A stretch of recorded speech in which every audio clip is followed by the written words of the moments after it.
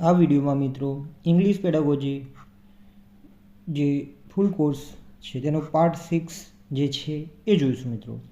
આજનો જે ટોપિક છે તો એ ટોપિકમાં આપણે જે કોન્સોનન્ટ્સ એટલે કે વ્યંજન છે તો એ વ્યંજનમાં આપણે જોઈશું પ્લેસ ઓફ આર્ટિક્યુલેશન।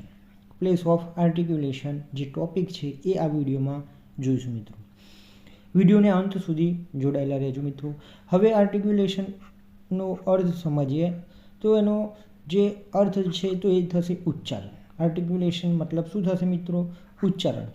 તો આ અર્થ તમે સમજી ગયા હશો। ડેફિનેશન એની જે વ્યાખ્યા છે તો એ પ્રમાણે articulation is the process of producing. તો આર્ટિક્યુલેશન શું છે? તો articulation is the process of producing speech sounds. Producing speech sounds using speech organs. Using speech organs ઉપયોગ કરીને શાનો? તો યુઝિંગ સ્પીચ ઓર્ગન્સ એટલે કે વાણીના અંગો છે જેવા કે હોઠ, જીભ, દાંત, તાળવું, સ્વરતંતુ વગેરેની મદદથી ભાષાના ધ્વનિ ઉત્પન્ન કરવાની જે પ્રક્રિયા છે એને ઉચ્ચારણ એટલે કે આર્ટિક્યુલેશન કહેવાય છે। તો આ આર્ટિક્યુલેશન વિશે મિત્રો તમે શબ્દ વિશેની જે ડેફિનેશન છે એના વિશે સમજી ગયા હશો। મિત્રો ચેનલ પર નવા હોય તો સબસ્ક્રાઈબ કરી લેશો। હવે જોઈએ તો પ્લેસ ઓફ આર્ટિક્યુલેશન। પ્લેસ ઓફ આર્ટિક્યુલેશન એટલે કે ઉચ્ચારણનું સ્થાન। ઉચ્ચારણનું સ્થાન છે તો એના વિશે આ વિડીયોમાં ચર્ચા કરીશું। તો place of articulation is the place. Place of articulation is the place where કે જ્યાં a consonant sound is produced. A consonant sounds છે જે વ્યંજન સાઉન્ડ્સ એટલે કે ધ્વનિઓ છે એ પ્રોડ્યુસ્ડ એટલે કે ઉત્પન્ન થાય છે। તો પ્લેસ ઓફ આર્ટિક્યુલેશન એટલે શું થશે? તો વેર અ કોન્સોનન્ટ સાઉન્ડ્સ ઇઝ પ્રોડ્યુસ્ડ। વ્યંજન ધ્વનિ જે સ્થાને ઉત્પન્ન થાય છે, વ્યંજન જે ધ્વનિઓ છે, વ્યંજન ધ્વનિઓ જે સ્થાને ઉત્પન્ન થાય છે તેને ઉચ્ચારણનું સ્થાન ઇંગ્લિશમાં પ્લેસ ઓફ આર્ટિક્યુલેશન કહેવાય છે।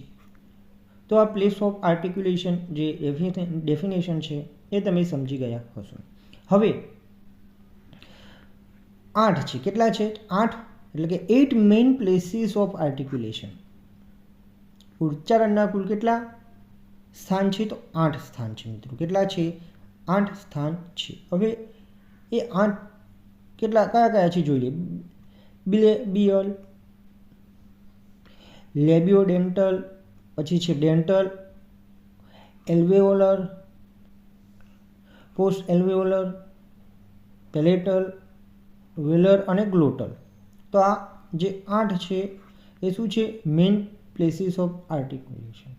અહીં મિત્રો આ વિડીયોમાં આપણે પ્રથમ જે 4 છે તો એ 4 પ્લેસીસ ઓફ આર્ટિક્યુલેશન છે એ આ વિડીયોમાં જોઈશું। ફર્સ્ટ જે છે બિલેબિયલ એટલે કે દ્વિઓષ્ઠ્ય। ફર્સ્ટ કયું છે? બિલેબિયલ એટલે કે દ્વિઓષ્ઠ્ય। તો તેના વિશે ચર્ચા કરીએ તો bilabial consonants are produced using both lips. તો આ જે છે તો એમાં બંને જે હોઠ છે તો એનો શું ઉચ્ચાર વખતે ઉપયોગ થાય છે। તો આ જે વ્યંજન ધ્વનિઓના જે વ્યંજન ધ્વનિઓ જે છે એના ઉચ્ચાર વખતે જો બંને હોઠ ટુ લિપ્સનો ઉપયોગ થાય તેને બિલેબિયલ કોન્સોનન્ટ એટલે કે દ્વિઓષ્ઠ વ્યંજન કહેવાય છે। તો આ બિલેબિયલ કોન્સોનન્ટ છે તો એમાં શું ઇમ્પોર્ટન્ટ છે? તો યુઝિંગ બોથ લિપ્સ। આ ઉચ્ચારણ કરતી વખતે બે જે હોઠ છે તો એનો શું ઉપયોગ થાય છે। હવે કયા કયા છે સાઉન્ડ્સ? એક્ઝામ્પલ અને ગુજરાતી ઉચ્ચાર જોઈએ તો બિલેબિયલ સાઉન્ડ્સ તો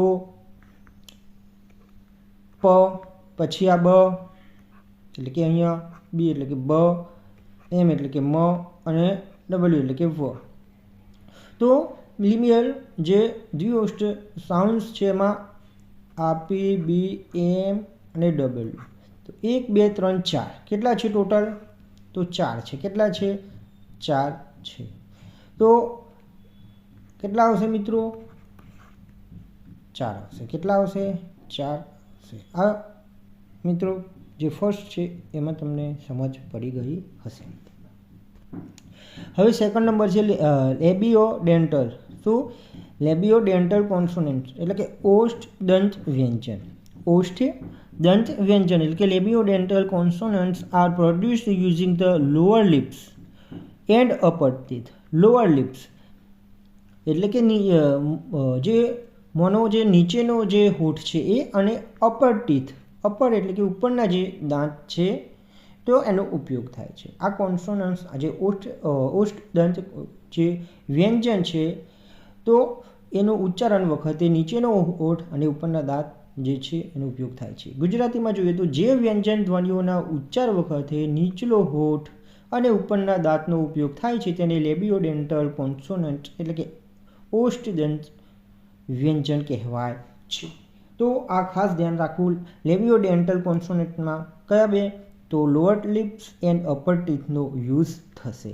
એક્ઝામ્પલ અહીંયામાં જે સાઉન્ડ્સ છે તે કયા સાઉન્ડ્સ આવશે લેબિયોડેન્ટલ સાઉન્ડ્સમાં? તો અહીંયા એફ એટલે કે ફ ગુજરાતી ઉચ્ચાર, વી એટલે કે વ, તો ફ અને વ, ફ અને વ લેબિયોડેન્ટલ સાઉન્ડ્સમાં બે આવશે કે તો આ ફ અને વ એટલે કે એફ અને વી, તો ખાસ યાદ રાખશો। મિત્રો વિડીયો ગમે તો મિત્ર વર્તુળમાં વિડીયોને અવશ્ય શેર કરજો અને વિડીયોને એક લાઈક જરૂર આપશો। હવે થર્ડ નંબર છે ડેન્ટલ કોન્સોનન્ટ્સ। કયું છે? ડેન્ટલ કોન્સોનન્ટ્સ એટલે કે દંત વ્યંજન। શું? દંત વ્યંજન। તો ડેન્ટલ કોન્સોનન્ટ્સ આર પ્રોડ્યુસ્ડ, જે ડેન્ટલ કોન્સોનન્ટ્સ છે તો આ પ્રોડ્યુસ થાય છે when the tongue touches the upper teeth.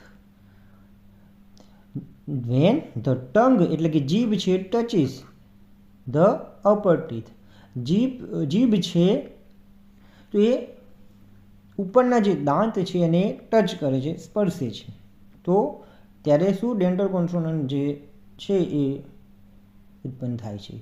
જે વ્યંજન ધ્વનિઓના ઉચ્ચાર વખતે જીભ ઉપરના દાંતને સ્પર્શે છે, જીભ જે છે જીભ એ ઉપરના દાંતને સ્પર્શે છે તેને ડેન્ટલ કોન્સોનન્ટ્સ એટલે કે દંત વ્યંજન કહેવાય છે। તો આ ડેન્ટલ સાઉન્ડ્સમાં મિત્રો આ જે સિમ્બોલ છે તો આ બે સિમ્બોલ યાદ રાખવા। જે આ સિમ્બોલ છે તો એનું ગુજરાતીમાં ઉચ્ચારણ તો થ, શું થશે? થ, દાંત વચ્ચે જીભ, તો દાંત વચ્ચે જીભ હશે। એ જ રીતે આ જે ઉચ્ચાર છે તો એ શું? ધ, આ જે સિમ્બોલ છે તો એ ધ કહેવાશે, દાંત વચ્ચે જીભ। આ જે છે એ વોઇસલેસ એટલે કે અઘોષ છે અને આ જે છે ધ તે વોઇસ્ડ એટલે કે ઘોષ છે। આ મિત્રો જે ડેન્ટલ કોન્સોનન્ટ્સ છે એની તમે જે સમજ છે મેળવી લીધી હશે। આમાં કેટલા આવશે મિત્રો? તો બે આવશે। કેટલા આવશે? તો બે શું આવશે? સાઉન્ડ જે છે આવશે, બે સાઉન્ડ આવશે। હવે ફોર્થ છે એલ્વેઓલર કોન્સોનન્ટ્સ। એલ્વેઓલર કોન્સોનન્ટ્સ એટલે કે દંતમૂળીય વ્યંજન। કયો? દંતમૂળીય વ્યંજન। તો alveolar consonants are produced when the tongue touches or comes close to the alveolar ridge, એટલે કે the area just behind the upper front teeth, the area just behind, તો ફ્રન્ટ જે ટીથ છે આગળના એટલે કે જીભ ઉપરના આગળના દાંતની પાછળનો ભાગ, આગળના જે દાંત છે એનો જે પાછળનો ભાગ એટલે કે દંતમૂળીય ભાગને સ્પર્શે છે। તો જે વ્યંજન ધ્વનિઓના ઉચ્ચાર વખતે જીભ ઉપરના જે આગળના દાંતની પાછળના ભાગ દંતમૂળીય ભાગને સ્પર્શે છે અથવા તેની નજીક આવે છે તેને એલ્વેઓલર કોન્સોનન્ટ્સ એટલે કે દંતમૂળીય વ્યંજન કહેવાય છે। તો એલ્વેઓલર સાઉન્ડ્સમાં ટી, ડી, એન, પછી એલ, એસ, ઝેડ, આર, તો 1, 2, 3, 4, 5, 6, 7 કેટલા છે? 7 છે।